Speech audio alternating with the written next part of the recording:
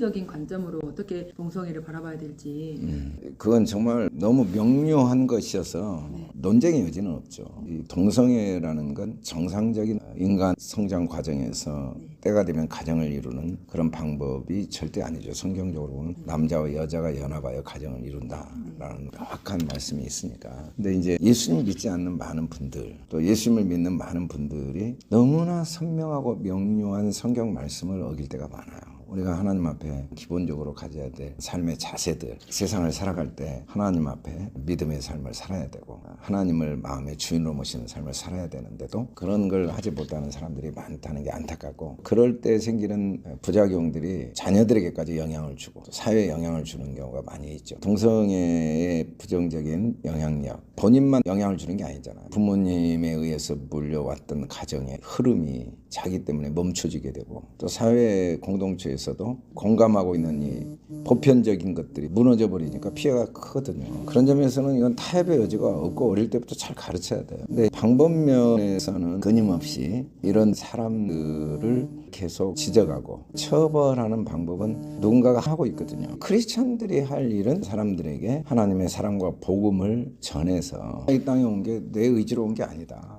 하나님의 완전하신 계획과 섭리 속에 남자로 왔다. 하나님이 날 남자로 보내실 때는 완벽한 계획과 뜻이 있으니까 남자로 사는 게 불편해도 이걸 통해 오히려 하나님을 더 의지하고 극복을 해야겠다. 이런 식으로 해결을 하도록 도와주는 방법을 교회가 연합해서 하는 건 필요한 것 같아요. 근데 이제 동성애자들의 모임, 퀴어 축제가 심각하니까 그런 모임들에 대해서 크리스찬들이 인위적으로 방해하거나 또 무산시키거나 비난하는 방법은 멀리 볼 때 같이 고민하면서 도와야 되지 않는가 하는 생각은 있어요. 지금 청소년들이 명료하게 어릴 때부터 이 땅에 태어나서 사는 삶의 주인이 내가 아니고 하나님의 절대적인 계획과 섭리 속에 태어나서 살고 있다는 정체성의 확립을 돕는 일을 교회가 힘써야 된다는 생각은 하고 있어요. 알고 보면 이런 문제는 자기 정체성에 대한 혼란이거든요. 복음을 통해 정체성을 잘 가르쳐서 이런 자기 정체성이 흔들려서 결혼을 하는 일들을 막고 도와주는 건 필요한 것 같아요. 조심스러운 질문이긴 한데요.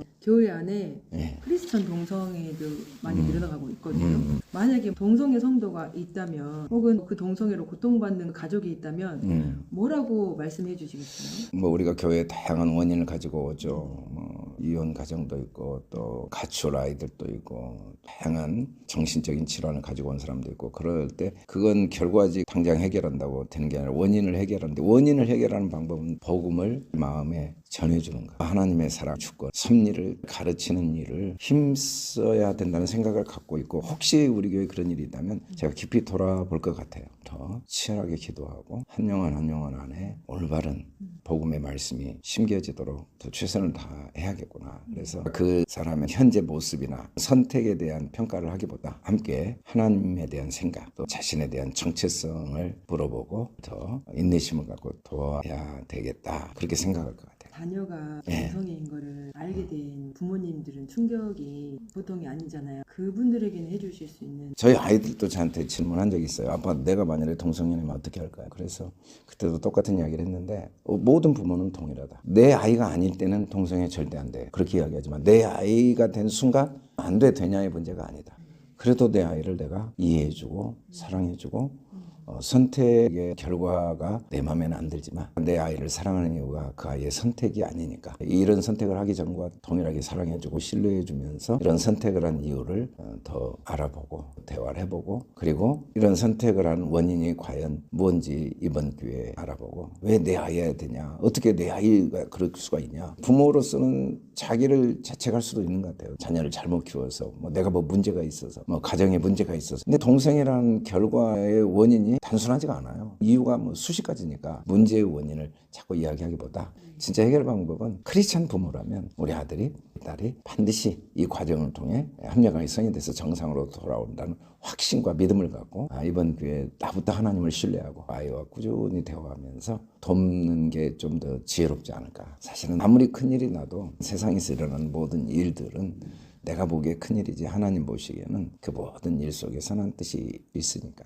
내 자녀가 그러면 쉽진 않죠. 그래도 방향은 올바른 방향을 잡아요. 쉽냐 어렵냐의 문제라기보다 화살을 쏠 때 쉽진 않지만 10점을 향해 쏴야 되는 것처럼 문제가 아무리 커도 문제를 작게 보고 하나님의 사랑을 잘 전해서 하나님이 반드시 우리 아이를 정상으로 바꿀 거라는 믿음을 굳게 갖고 흔들리지 않고 바라보는 게 좀 필요하지 않을까 하는 생각이 들어요.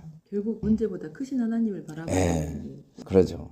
근데 노력하면 할수록 결국은 나중에 하나님께 모든 걸 맡겨야겠다라고 할 수밖에 없어요. 망쳐진 다음에 하기보다 일찍 하는 게 좋죠.